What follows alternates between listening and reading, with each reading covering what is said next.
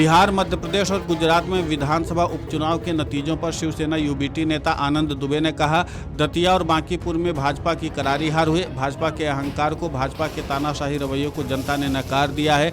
बांकीपुर का उपचुनाव बहुत महत्वपूर्ण इसलिए भी था क्योंकि वहीं से पिछले 40 वर्षों से लगातार भाजपा जीत रही थी।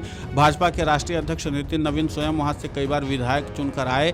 इतने बड़े नेता की सीट से यदि कोई पार्टी सरकार में रहते हुए चुनाव हार जाती है तो आप समझ सकते हैं कि लोगों में नाराजगी कितनी है। इस पूरे प्रकरण पर भाजपा पर निशाना साधते हुए शिवसेना यूबीटी नेता आनंद दुबे ने और क्या कुछ कहा है, आप खुद सुनिए उन्हीं की जुबानी में। उम्मीदवार उन्होंने जीत दर्ज की है। उधर मध्य प्रदेश के दतिया में भी कांग्रेस पार्टी के उम्मीदवार ने जीत दर्ज कर ली। किस तरीके से इन नतीजों को देखते हैं? देखिए, सबसे पहले दोनों ही जगह भारतीय जनता पार्टी की करारी हार हुई है।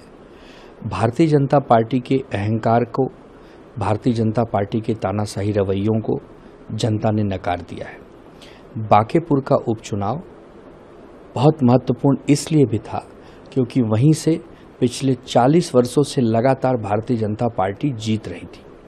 भारतीय जनता पार्टी के राष्ट्रीय अध्यक्ष नितिन नवीन जी स्वयं वहां से कई बार विधायक चुन के आए।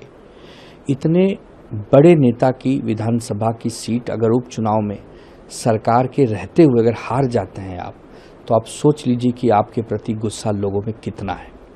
डबल इंजन की आपकी सरकार दोनों जगह है, मध्य प्रदेश में भी और बिहार में भी। दोनों जगह आपका दारुण पराभव हुआ है। ये दिखाता है कि आपने जो वादे किए थे वो पूरे आपने नहीं किए। बिहार में इतना प्रचंड बहुमत मिलने के बाद भी जिस प्रकार वहाँ अपराधीकरण कुछ महीनों में बढ़ा है, ये किसी से छुपा नहीं है। उसी प्रकार मध्य प्रदेश में जो आपसी अंतर्द्वंद से बीजेपी गुजर रही है, उसका भी खामियाजा उनको भोगना पड़ा। इसीलिए कहा जाता है ना कि जीवन भर एक जैसा मौसम नहीं रहता, मौसम बदलता है, समय बदलता है, परिस्थितियां बदलती हैं। गुजरात के उपचुनाव को बीजेपी ने भले जीता हो, लेकिन बीजेपी उस जीत को सेलिब्रेट नहीं कर पा रही है। बीजेपी बांकीपुर की हार को पचा नहीं पा रही है।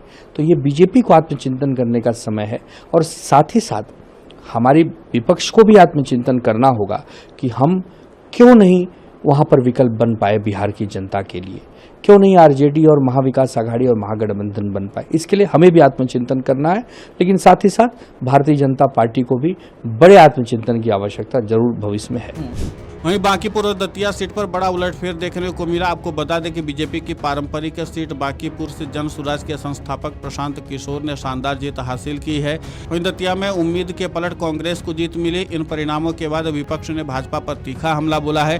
कई विपक्षी दलों ने कहा कि भाजपा के अहंकार की हार हुई है। हालांकि अभी तक विपक्षी दलों की ओर से बोले जा रहे हमले पर भाजपा ने कोई पलटवार नहीं किया है, लेकिन माना जा रहा है कि जिस तरीके से विपक्षी दलों ने भाजपा को इस उपचुनाव में मिली हार के बाद निशाने पर लिया है, जाहिर सी बात है कि भाजपा की ओर से इस पर जवाब दिया जाएगा।